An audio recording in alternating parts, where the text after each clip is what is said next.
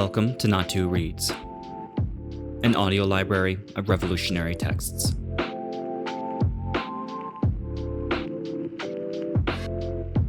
Fundamentals of Political Economy, from the Youth Self-Education Series, Volume 1.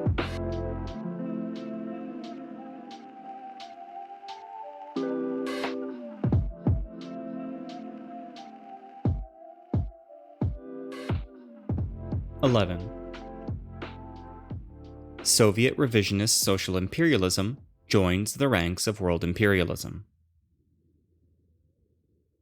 Social imperialism is socialism in name, but imperialism in substance. In the process of imperialism's gradual extinction, there emerged, in the mid-20th century, Soviet social imperialism. Under the leadership of Lenin and Stalin, Russia was once a great socialist country. But after Stalin passed away, the renegade clique of Khrushchev and Brezhnev launched a counter-revolutionary coup, seized party and government power, restored capitalism in a big way, and transformed the Soviet Union into a social imperialist country. During the First World War, Lenin denounced Kautsky, the head of the German Social Democratic Party at that time, as being a, quote, social imperialist, that is, one who is nominally a socialist but actually an imperialist, end quote. The renegade clique of Brezhnev, like Kautsky, is also social imperialist. The only difference is that it not only peddles revisionism, but also defends imperialism. What is more, it controls state power, and has transformed a great country created by Lenin himself into a social imperialist country. Social imperialism is imperialism with a socialist label. The fact that it emerged in the Soviet Union, Lenin's homeland and once a great socialist country, makes it more deceptive and dangerous.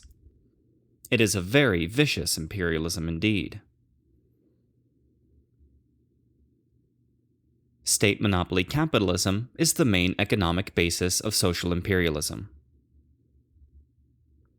The formation of the Soviet Union's state monopoly capitalism. Whether it is capital imperialism or social imperialism, they are identical in their basic economic characteristics. Their main economic basis is monopoly capitalism. But in capital imperialist countries, there are two forms of monopoly capitalist economy, namely private and state monopoly capitalism. In social imperialist countries, monopoly capitalism always takes the form of state monopoly capitalism. State monopoly capitalism is the main economic basis of social imperialism. This difference between social and capital imperialism is determined by the different historical conditions under which monopoly capital was created. The monopoly capital of the capital imperialist countries was formed gradually in the process of acute competition in the private capitalist economy through capital accumulation and concentration. There, private monopoly capitalism appeared first and existed on a large scale. Only after private monopoly capitalism had developed to a certain extent, and when monopoly capital and state power had combined with the state machinery to serve monopoly capital, did state monopoly capitalism arise. State monopoly capitalism in the social imperialist country appeared when the people in power, taking the capitalist road, usurped the party and government power in the socialist country, and, in the process, transformed the socialist economy to restore capitalism. After the Soviet renegade clique usurped the party and government power in the Soviet Union, the Russian bourgeois privileged stratum greatly expanded its own political and economic power, assuming a dominant position in the party, government, military, and economic and cultural spheres, and forming a bureaucratic monopoly bourgeoisie which controls the whole state machinery and social wealth. This new bureaucratic monopoly bourgeoisie used the state power under its control to transform socialist ownership into ownership by those taking the capitalist road, and to transform the socialist economy into a capitalist economy and a state monopoly capitalist economy. The nature of a society's economy cannot be determined by its label, but by the ownership of the means of production. In other words, it must be determined by who owns the means of production, who allocates it, and whom it serves. After the renegade clique of Khrushchev and Brezhnev usurped party and government power in the Soviet Union, it exercised total control over political and economic power and pursued a thoroughly revisionist line in the economic sphere. It extolled the, quote, ruble as a measure of labor merit, end quote, and, quote, the ability to earn a profit as the best criterion for evaluating Communist Party members in charge of operations and management, end quote. Under the support of the Soviet revisionist renegade clique, Lieberman, an economist of revisionism, proposed a scheme of state enterprise management that relied on profit and material incentives, and the, quote, experiment, end quote, was widely disseminated. Since Brezhnev succeeded Khrushchev, the, quote, new economic system, end quote, has been instituted nationwide. The profit principle of capitalism has been legally affirmed to strengthen the exploitation of the laboring people by the bureaucratic monopolist oligarchy. With these transformations, the means of production which formerly belonged to the people of the Soviet Union are now owned by and at the service of the new bureaucratic monopoly bourgeoisie.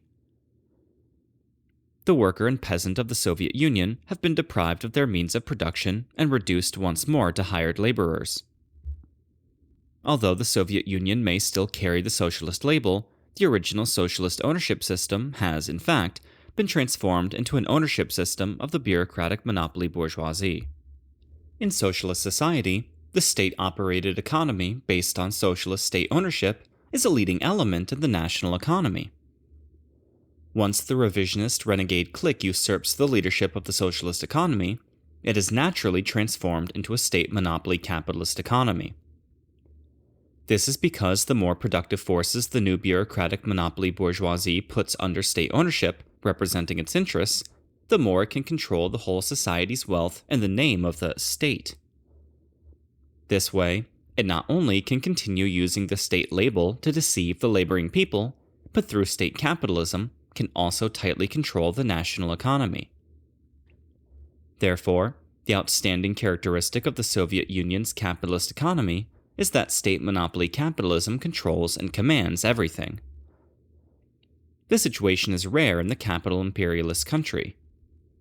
In the capital imperialist country, although state monopoly capitalism has undergone sizable development, it has not yet reached the state which prevails in the Soviet Union. Because of exploitation and oppression, the Soviet working class, especially the mass of laboring people, has suffered heavily. Lenin once pointed out, quote, under private ownership of the means of production, more monopolization and nationalization will inevitably lead to greater exploitation and oppression of the laboring masses, and to greater difficulties in staging revolts. Similarly, any strengthening of the reactionary military dictatorship will inevitably result in raising the capitalist profits exploited from other classes and in inflicting decades of suffering on the working class, who will have to pay the capitalists for the billions of dollars which the military dictatorship has borrowed, end quote. As we read this passage by Lenin, it sounds like an accurate economic analysis of Soviet state capitalism.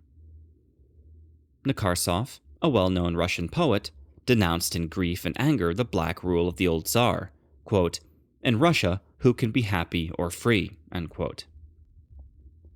Today in Russia, the children of the heroes of the October Revolution are suffering multiple hardships with no joy or freedom to speak of. But the bureaucratic monopoly bourgeoisie, headed by Brezhnev, plunder the state treasury, lead extravagant lives, exercise cruel and arbitrary rule, and suck the blood and sweat of the people of the Soviet Union at will.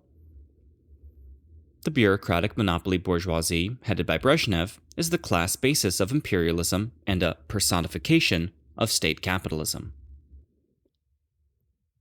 The trust is the basic form of the monopoly organization of Soviet revisionism. An important form of organization in the state capitalism of Soviet revisionism is the trust. The ways in which trusts are established differ from the monopoly organization of capitalist countries. They are formed by merging the big enterprises with many medium and small enterprises through the use of state coercion. The trust as a form of monopoly organization developed rapidly in the Soviet Union.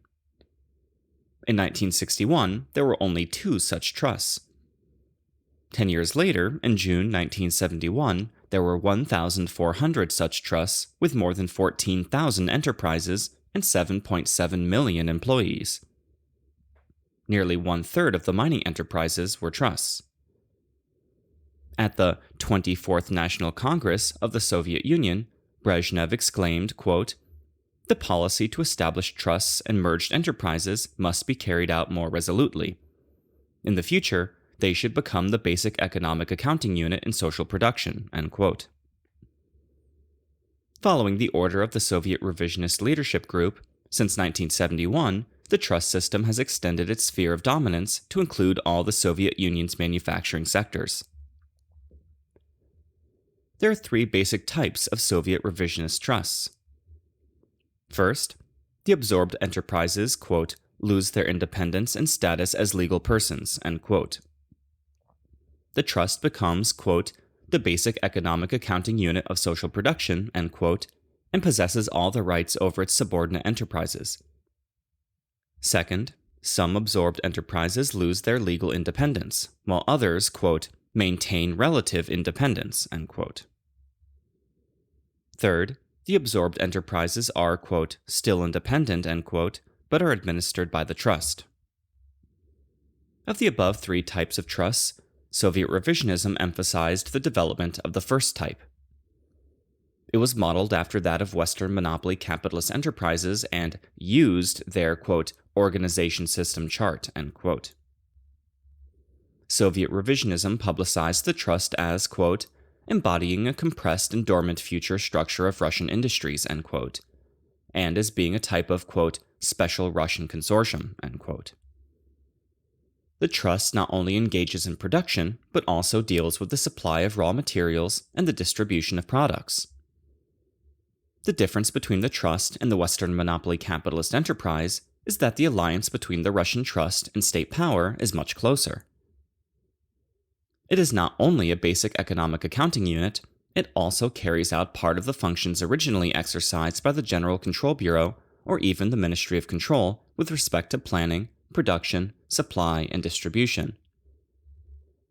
Large and regional trusts are, quote, "not only an integrated production unit, but also an economic management organ," end quote. There are no middle organs between the various ministries in charge of economic control and the trusts. The managers of the trust, like the secretaries and deputy secretaries of government ministries, are listed as, quote, "leading members of the national economy," end quote, of Soviet revisionism. They are important members of the bureaucratic monopoly bourgeoisie headed by Brezhnev. Therefore, the trust is an entity that unifies the state organ and the monopoly organization, and is an important form in the administrative system of state monopoly capitalism. Apart from the fact that the trust is a monopoly organization, the state enterprise of Soviet revisionism has long been capitalistic.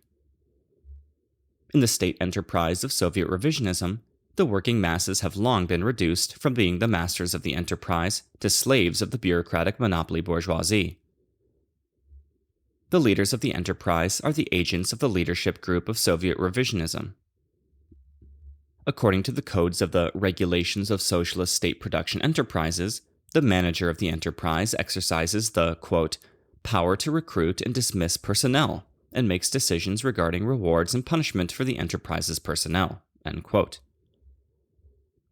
He has the authority to determine the wages and bonuses of the staff and workers, and to resell or rent the enterprise's means of production.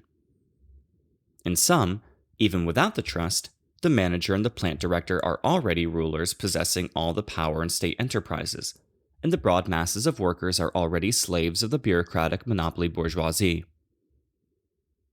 Now, with the trust as a monopoly organization, the bureaucratic monopoly bourgeoisie can further strengthen its control over the pulse of the national economy in the Soviet Union.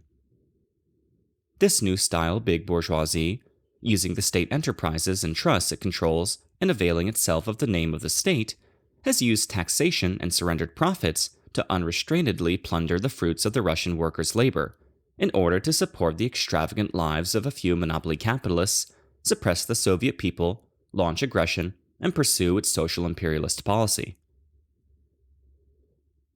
While the renegade clique of Brezhnev was developing monopoly organizations in manufacturing and mining in a big way, various types of monopoly organizations were also developed in agriculture. They included 1.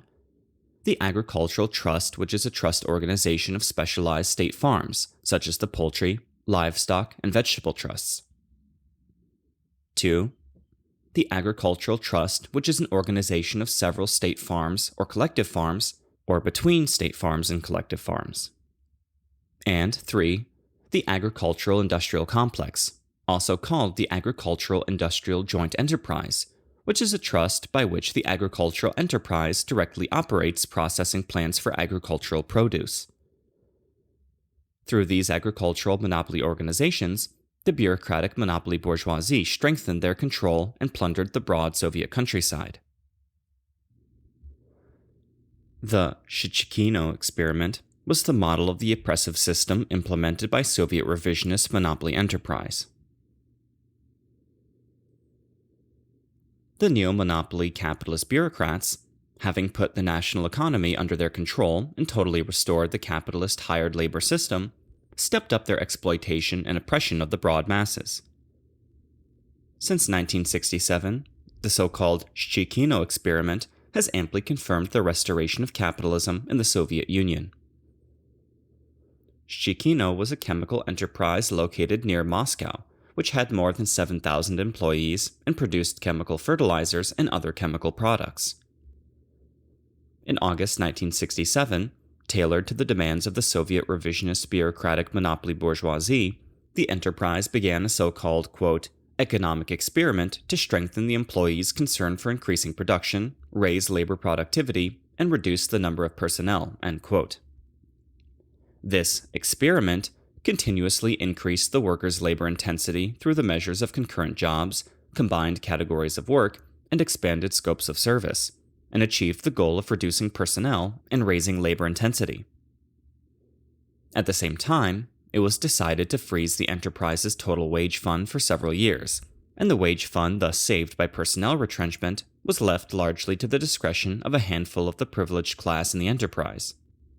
Brezhnev boasted that the experiment was a perfect remuneration model, and it has since been disseminated throughout the Soviet Union. The heart of the Shishkino experiment is to, quote, reduce the labor force to increase labor productivity, end quote, in order to push the enterprise to, quote, tap its potential, end quote. How was labor productivity increased? The Shishkino experiment proved that it could be achieved by increasing labor intensity. According to the statistics of June 1971, since the Shishkino Chemical Joint Enterprise implemented this experiment, more than 1,000 workers had been dismissed, or more than 1/7 of the total staff and workers. Of these, 68 workers, or 6%, were dismissed due to either greater mechanization or the consequent reduction in labor intensity, while more than 90% of the workers were dismissed because of an increase in labor intensity. Marx pointed out, quote, the crucial problem of the whole capitalist production system is to increase uncompensated labor through such measures as prolonging the workday, increasing productivity, and consequently, making labor power more intense, end quote.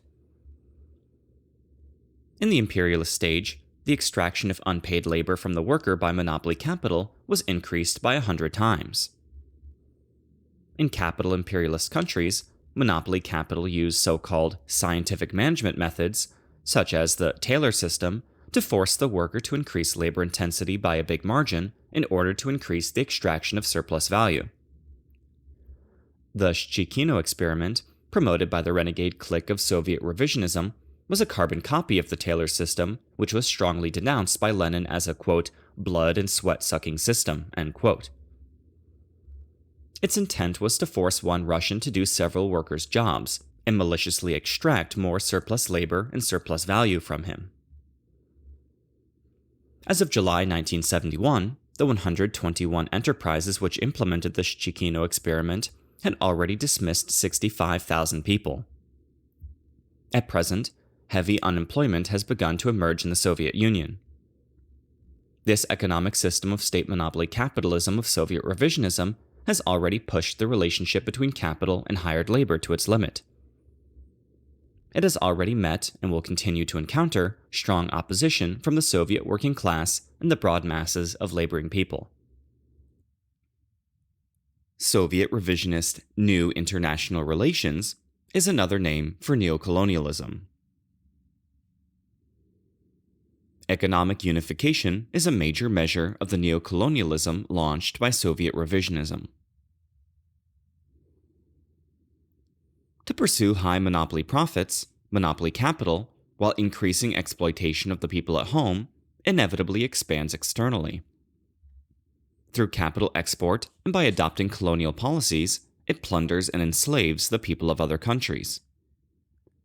The monopoly capitalism of Soviet revisionism naturally is not satisfied with the exploitation of the Soviet workers and peasant masses, and inevitably extends its paws to foreign countries. The first to be so affected are the fraternal countries of that, quote, big socialist family, end quote. The renegade clique of Brezhnev trapped some Eastern European countries and Mongolia into a so-called big socialist family. The nominal relations between Soviet revisionism and the fraternal countries of this big family are, quote, new socialist international relations, end quote. Actually, it is a cat-and-mouse relationship between the imperialist suzerain and the colonies. The Soviet Union resorted to the most vicious and brutal means to tightly control these countries. Militarily, it stationed sizable armed forces in some countries in line with the Warsaw Pact and other bilateral agreements. It even openly mobilized several 100,000 troops to invade Czechoslovakia. Politically, it bribed, sabotaged, and even used bayonets to set up puppet governments. Economically, it pushed the so-called economic unification through the Council for Mutual Economic Aid, Comecon. Some Eastern European countries and Mongolia are virtually under colonial rule and suffer shocking exploitation.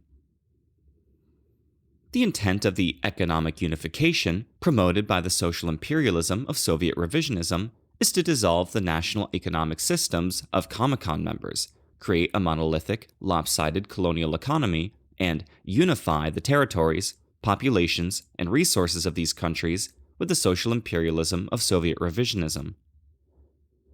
Soviet revisionism's international division of labor and production specialization are both subject to economic unification, serving the purpose of realizing the above-mentioned economic unification. One of the means used by Soviet revisionism to enslave the fraternal countries in the name of economic unification is to destroy the fuel and raw material industries of the Comecon member countries, and to achieve a high degree of monopoly by Soviet revisionism. According to statistics released by Comecon in official Soviet revisionist sources, in the 1966 to 1970 period, the percentages of imported fuel and raw materials going from the Soviet revisionists to Bulgaria, Hungary, the German Democratic Republic, Poland, and Czechoslovakia were 93% for petroleum, 61.9% for coal, 86.8% for iron ore, 97.5% for pig iron, and 64.3% for raw cotton. The high degree of monopoly by the Soviet revisionists in the supply of fuel and raw materials to the member countries determined the fate of these countries. Another means used by Soviet revisionism to enslave the fraternal countries in the name of economic unification was to force the member countries to specialize in products required by the Soviet revisionists. For example, Poland was forced to develop the shipbuilding industry, Czechoslovakia to specialize in railway rolling stock, the German Democratic Republic to produce mining equipment, Bulgaria to produce vegetables and fruits, and Mongolia to specialize in the livestock industry to provide meat for the Soviet revisionists. This way, the fraternal countries were transformed into affiliated processing plants, orchards and vegetable gardens, and livestock ranches for Soviet revisionism. To accelerate economic unification and more effectively control the member countries, Soviet revisionism set up a series of, quote, supranational organizations, end quote, such as the International Metallurgical Industry Cooperative Organization, the International Chemical Engineering Industry Cooperative Organization, the International Economic Cooperative Bank, and the International Investment Bank. These supranational organizations are actually international monopoly organizations controlled by the state monopoly capitalism of Soviet revisionism. Through them, the vital departments of the national economies of the member countries are controlled by Soviet revisionism.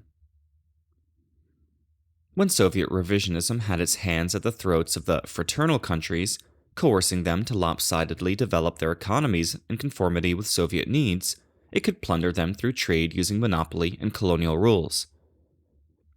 According to Soviet revisionist magazines, in 1970, Soviet revisionism accounted for 80% of Mongolia's total foreign trade, more than 50% of Bulgaria's, about 40% of that of the German Democratic Republics, and about one-third of Poland's, Hungary's, and Czechoslovakia's.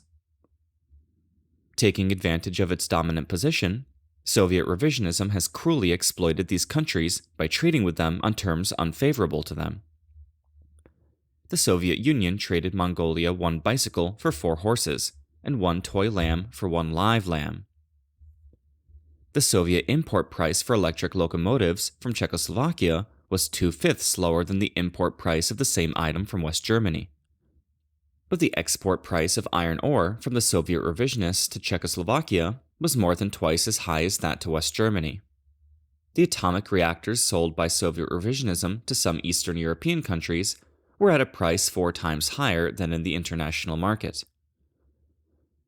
A former member of the Planning Commission of the German Democratic Republic complained that the annual loss suffered by his country from trading with the Soviet Union amounted to 2 billion marks.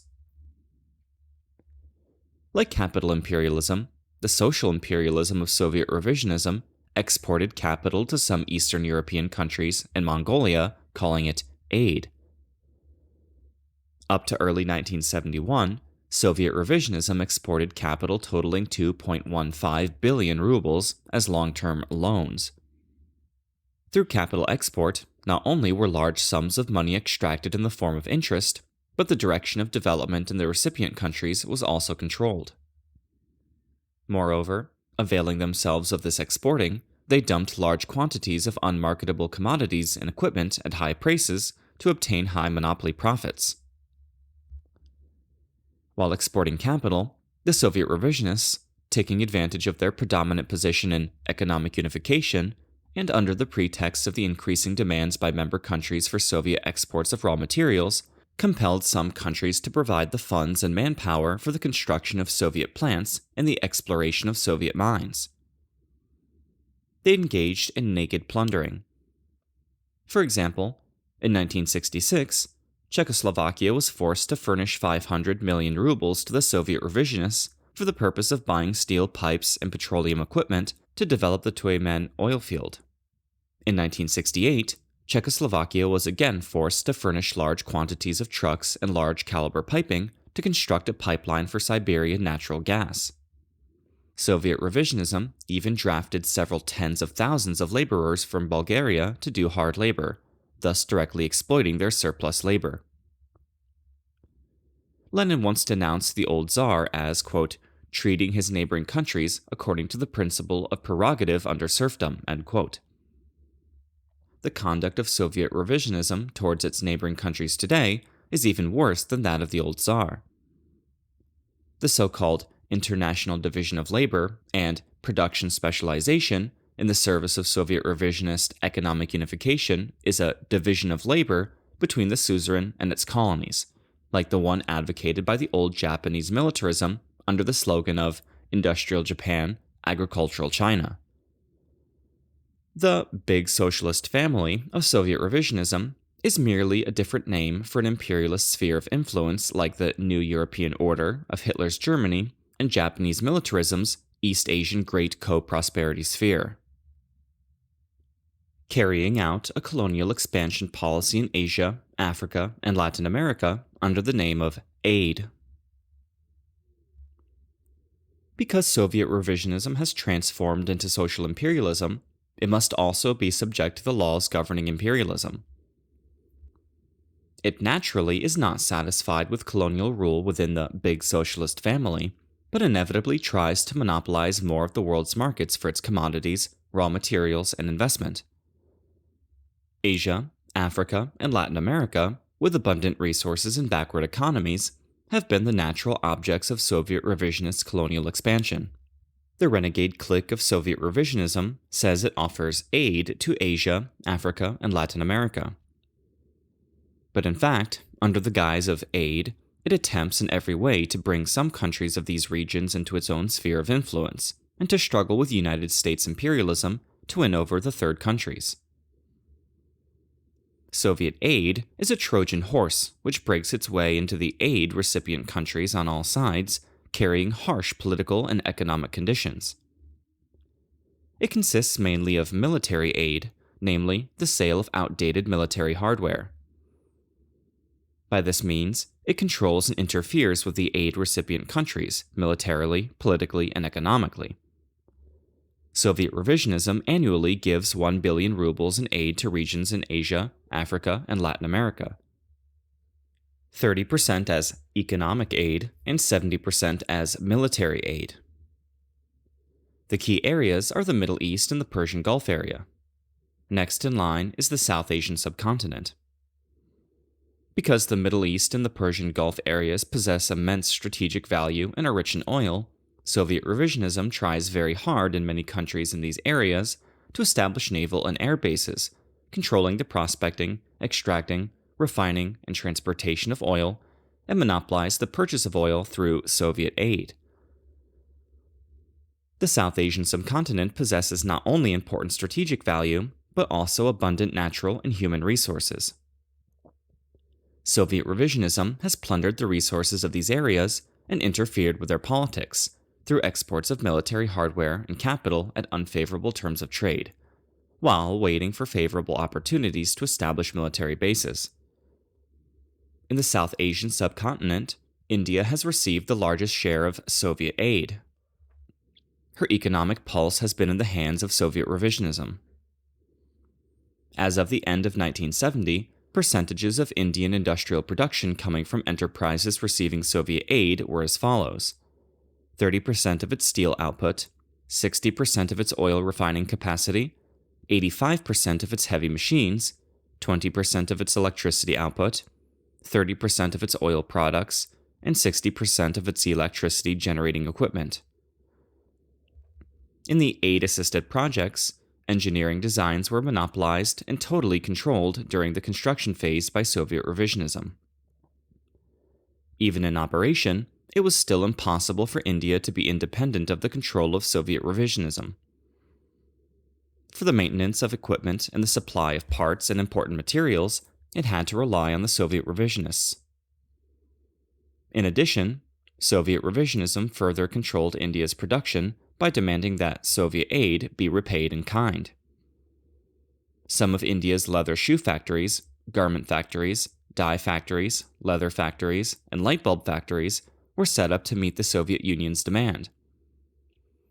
The output of these plants was not for India's consumption, but for export to the Soviet Union to repay debts. It was in these ways that Soviet revisionism sought to take advantage of India's raw materials and cheap labor and turn India into its affiliated processing plant under the guise of aid. The Indian press exclaimed, quote, "India is an egg that sits snugly in the Russian basket," end quote.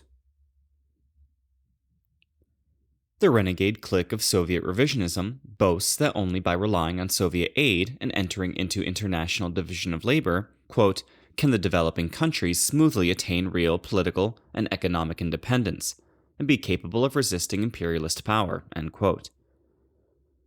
This is indeed the greatest lie ever heard.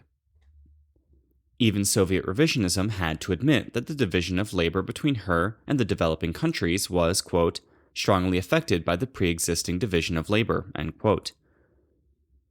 Its characteristic is, quote, the exchange of industrial products, especially machinery, for raw materials, tropical produce, and fuel, end quote.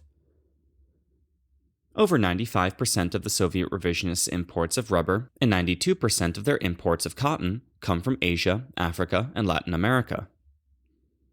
The Soviet revisionists trade their outdated machinery for oil from the Middle East, copper from Chile, tin from Bolivia, meat from East Africa, and uranium from Somalia. Is it not true that this pattern of international division of labor between the industrial Soviet Union and agricultural Asia, Africa, and Latin America is typical of the division of labor between a suzerain and its colonies? The renegade clique of Soviet revisionism boasts that the interest on its loans, 2.5% per annum, is much lower than that charged by the capital imperialist countries, and that the loans are selfless aid. In fact, Soviet revisionist loans are a disguised form of usury. The usurious interest rate was concealed in the high prices charged for goods supplied. The Soviet loans extended to the countries of Asia, Africa, and Latin America had to be used for purchasing Soviet goods, consisting primarily of outdated weapons, old equipment, and unmarketable commodities. Not only were the products poor in quality and backward in technology, but they were also higher in price, some 20%, 30%, or even 100% higher than the prices on the international market. In addition, the Soviet revisionist social imperialists often pressed the debtor countries for payment, compelling them to supply the Soviet Union with certain raw materials. It was reported that the Soviet Union had signed an agreement with a Middle Eastern country demanding that the latter pay its debts to the former in oil from 1973 through 1980 at prices 20% below the international market price. What is labeled as selfless aid is, in fact, cruel exploitation. Verbally, the renegade clique of the Soviet revisionists have promised total support for the revolutionary struggles of the people in Asia, Africa, and Latin America. In actuality, they have colluded with all the world's most reactionary powers to undermine the revolutionary struggles of these peoples and have pursued neocolonialism. They have supplied money and arms to help the reactionary groups of various countries massacre revolutionaries. They have dismembered Pakistan, supported the traitor clique of Lon Nol, engaged in sabotage in many countries of Asia, Africa, and Latin America, used all means to support the reactionary groups of various countries in Asia, Africa, and Latin America in order to extinguish the people's armed struggle, suppress national liberation movements, and acted as the military police of the world. Soviet revisionist imperialism is the eve of a second October Revolution. The extreme parasitic and decaying nature of Soviet revisionist social imperialism. Soviet revisionist social imperialism is monopoly capitalism. It cruelly exploits and oppresses its laboring people and ferociously plunders and enslaves the peoples of other countries, especially the broad masses in Asia, Africa, and Latin America. It is even worse than capital imperialism. However, like all imperialism, Soviet revisionist state monopoly capitalism is just a paper tiger. Because all monopoly capitalism is necessarily, at the same time, both parasitic and decaying capitalism, it is moribund capitalism. Soviet revisionist state monopoly capitalism is no exception. Whether in its economic or political aspects, Soviet revisionist state monopoly capitalism reveals in every possible way its extreme parasitic and decaying nature. It will soon be sent to a museum by the people of the Soviet Union and the world. The extreme decaying nature of Soviet revisionist social imperialism has been primarily revealed in its stagnating economic development. The production relation of Soviet revisionist state monopoly capitalism seriously hinders the development of social productive forces. When the Soviet Union was a socialist country, its industrial production in the 10-year period of 1929 to 1938 increased by leaps and bounds at an average annual rate of 17.4%. When the Soviet Union turned to social imperialism, the average annual growth rate of industrial production in the 10-year period of 1961 to 1970 declined sharply from 8.6% to 7.7% in 1971, and below 7% in 1972. Under the rule of the renegade clique of Khrushchev and Brezhnev, agricultural production in the Soviet Union was even worse.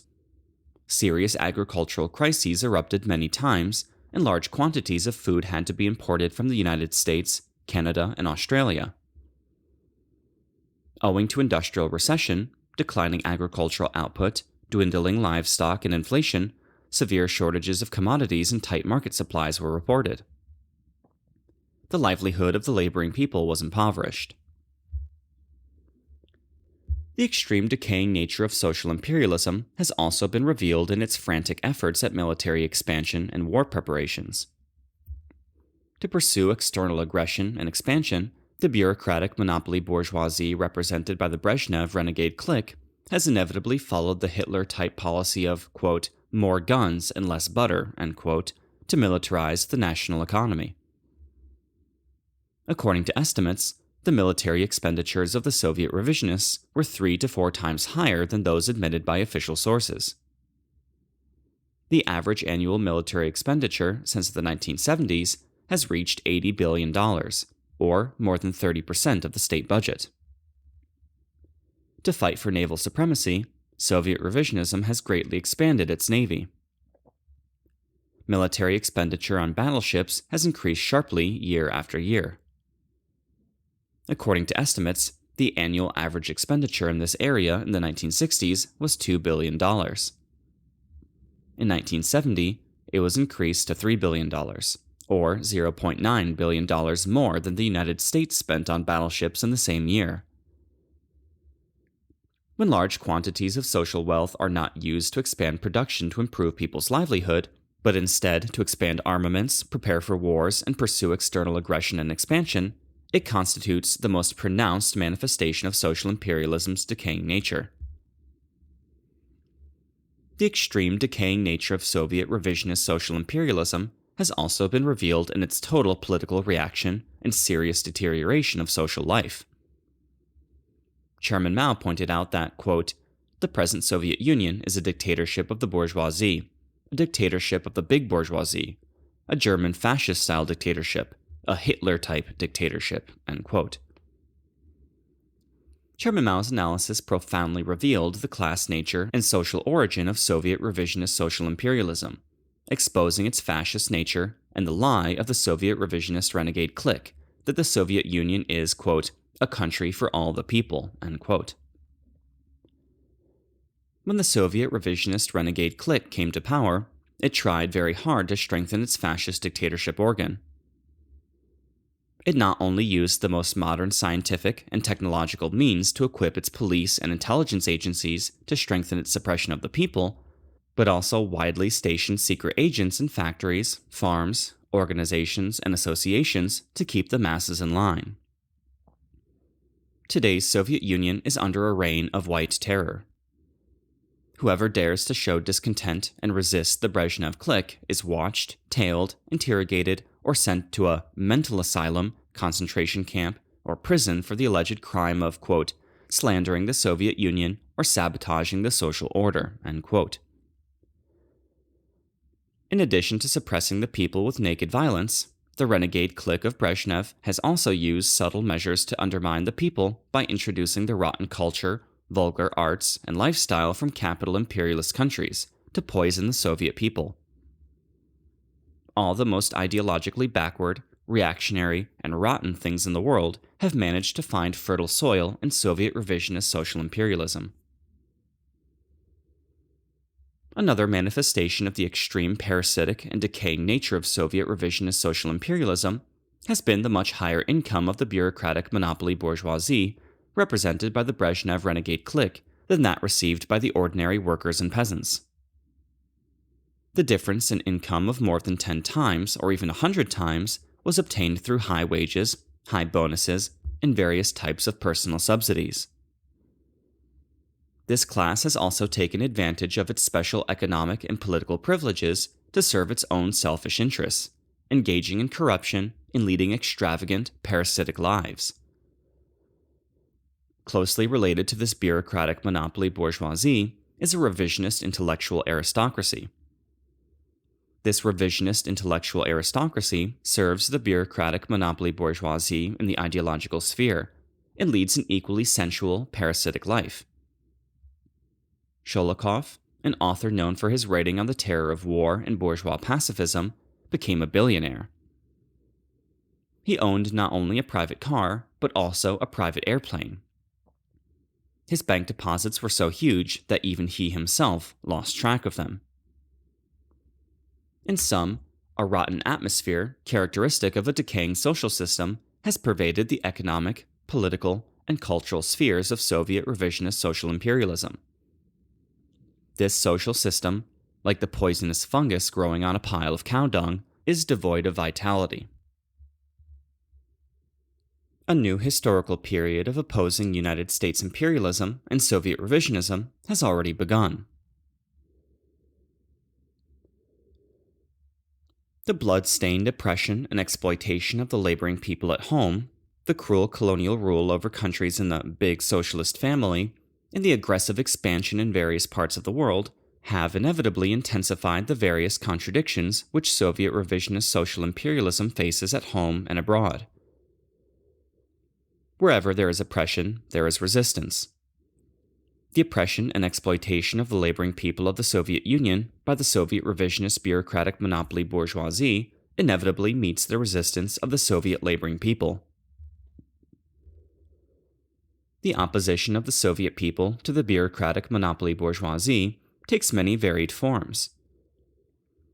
The workers of many areas in the Soviet Union have resorted to slowdowns, negligence of duty, and strikes to show their discontent and opposition to the ruling clique of Soviet revisionism. In many places, the revolutionary masses have demonstrated many times opposing the fascist dictatorship of Soviet revisionist authority. In various areas of the Soviet Union, people have frequently published underground materials, distributed leaflets to protest the reactionary rule of the Soviet revisionist renegade clique, and exposed the hidden secrets of the Soviet revisionist privileged class. The heroic children of the October Revolution will never submit to the reactionary rule of the new Tsar of Soviet revisionism. Under the dark rule of the old Tsar, Lenin confidently pointed out that, quote, the proletariat of Russia will spare no sacrifice to free the whole of mankind from the humiliation of the Tsarist monarchy, end quote. Today, the Soviet proletariat, peasants, and revolutionary intellectuals must answer Lenin's call and work for the overthrow of the new Tsar and the re-establishment of proletarian dictatorship. Second, the contradiction between the countries and people being persecuted by Soviet revisionist neocolonialism and Soviet revisionist social imperialism has increasingly intensified. The neocolonialist policy of economic unification pursued by Soviet revisionism and the enslavement and plundering of some Eastern European countries and Mongolia has furthered the development of anti-plundering and anti-domination struggles in these countries. The flagrant armed occupation of Czechoslovakia by the Soviet revisionists opened up the watchful eyes of some Eastern European countries and Mongolia and strengthened their struggle against Soviet revisionist social imperialism. Today, Eastern Europe is like a powder keg which may explode at some future date. The invasion of Prague by Soviet revisionist tanks did not demonstrate the might of the Soviet revisionist social imperialism. On the contrary, it was an omen of the beginning of the Soviet revisionist colonial empire's collapse. Under the guise of aid, Soviet revisionism frantically infiltrates, plunders, and invades the countries of Asia, Africa, and Latin America, and sets itself in opposition to the people of Asia, Africa, and Latin America. The demonic paws of Soviet revisionist social imperialism have reached some countries in the Mediterranean and the Indian Ocean by establishing military bases, obtaining port privileges, and controlling and interfering with internal politics and foreign affairs. The Soviet fishing fleet cruises freely around the world, plundering and destroying fishing resources and encroaching on the territorial waters of other countries. The people of Asia, Africa, and Latin America are becoming more aware of the reactionary nature of Soviet revisionist social imperialism. They have solemnly pointed out that the Soviet revisionist renegade clique, which has betrayed, quote, the world's revolutionary peoples, end quote, is a neocolonialist and, quote, another public enemy of the peoples of the world, end quote. The countries and people who are subject to aggression, control, interference, and ill treatment from Soviet revisionism and United States imperialism are uniting to victoriously launch an anti-imperialist and anti-colonial struggle aimed particularly at the two nuclear superpowers, the United States and the Soviet Union. Third, the frantic external aggression and expansion of Soviet revisionist social imperialism and its fight for commodity markets, supplies of raw materials, and investment outlets has intensified the contradictions among the imperialist countries to an unprecedented degree, especially those between Soviet revisionism and United States imperialism. The two nuclear superpowers wrestle for world hegemony. Today, it is primarily the two nuclear superpowers, the United States and the Soviet Union, who are vying for world hegemony. The strategic point they are fighting for is in Europe, because Europe is the heart of the capitalist world. The West always wants to push Soviet revisionism to expand eastward and divert this flood of disaster to China. But China is a tough piece of meat that has been resisting biting for many years. At present, Soviet revisionism, pursuing the strategy of feint attack, has stepped up its struggle in Europe. The Soviet revisionists have stationed 2/3 of their army and air force to the west of the Urals. The Soviet revisionist navy has expanded rapidly in the recent decade. In 1970, it dispatched more than 200 battleships to 3 oceans and 8 seacoasts in a global exercise to show off its naval prowess and stepped up its expansion towards the Mediterranean and the Indian Ocean. The struggle for world hegemony between the United States and the Soviet Union is the source of world unrest. The struggle has encountered intense resistance from the Third World and created increasing displeasure in Japan and the West European countries. The expanding internal and external difficulties of the two powers put them in an increasingly unenviable and helpless situation. Imperialism means aggression and war. Soviet revisionist social imperialism is stationing troops along China's borders, attempting to turn China into its colony. We must follow Chairman Mao's teachings to, quote, be prepared for war, be prepared for natural disasters, and do everything for the people, end quote. And to, quote, dig deep caves, increase grain stocks, and never be aggressive, end quote, in order to strengthen preparations against aggressive wars and be on the alert for the outbreak of an imperialist world war, especially surprise attacks from Soviet revisionist social imperialism. We must resolutely, thoroughly, cleanly, and totally annihilate all enemies who dare to invade us. Chairman Mao pointed out, quote, the revolutionary people of the world will never forgive the numerous evil and scandalous deeds committed by Soviet revisionism in collusion with United States imperialism. The peoples of various countries are standing up. A new era opposing United States imperialism and Soviet revisionism is dawning. End quote. In the struggle against the hegemony mentality and power politics, the Third World is awakening and growing. This is a big event in contemporary international relations. The characteristic of the contemporary international situation is perpetual chaos. Quote, strong winds foretell the coming storm, end quote. This is precisely the contemporary version of the world's basic contradictions, which Lenin analyzed. All countries subject to aggression, sabotage, interference, control, and ill treatment from imperialism have become increasingly united, forming a broad united front and strengthening their struggle against imperialism and new and old colonialism, especially against the hegemony mentality of the two superpowers, the United States and the Soviet Union. Countries must be independent, nations must be liberated, and people must make revolution. These are irresistible historical tides which will sweep away the United States and the Soviet Union. On the eve of the victory of the anti-Japanese War, Chairman Mao prophesied, quote, the world will advance and never regress. Naturally, however, we should be prepared to anticipate possible temporary or even serious historical detours. There are still very strong reactionary influences in many countries that are reluctant to see their own people and peoples of other countries achieve unity, progress, and liberation. Whoever ignores these factors will surely commit serious political errors. However, The general tendency of history has been determined and cannot be changed." End quote. The presence of Soviet revisionist social imperialism is a temporary historical detour. But, like capital imperialism, it is weighed down by all sorts of contradictions. The contradiction between the Soviet revisionist bureaucratic monopoly bourgeoisie on the one hand, and the proletariat and all the laboring people of the Soviet Union on the other. The contradiction between Soviet revisionist social imperialism and the people of the colonies and the whole world.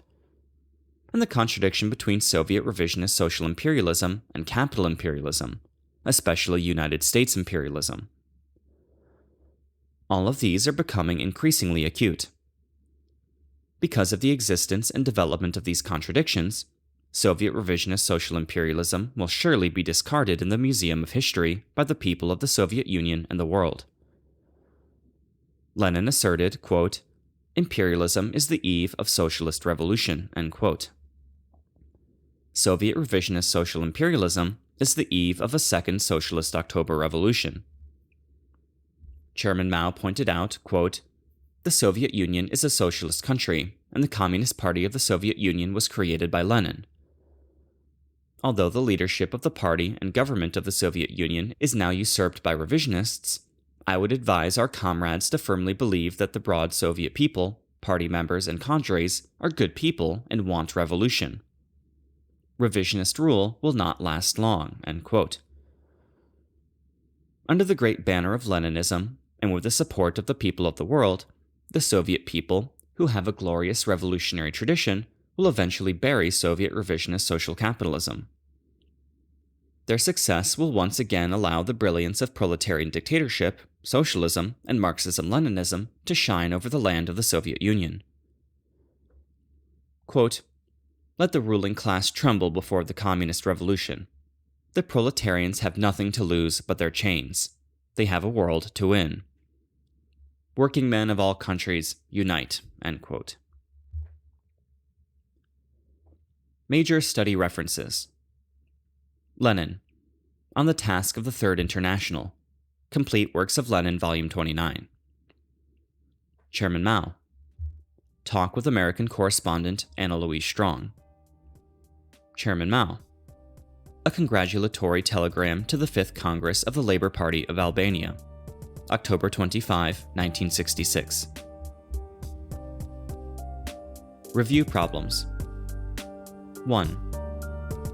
How does one recognize the nature of Soviet revisionist social imperialism from the basic economic characteristics of imperialism? 2. Why will the rule of the Brezhnev renegade clique in the Soviet Union not be long?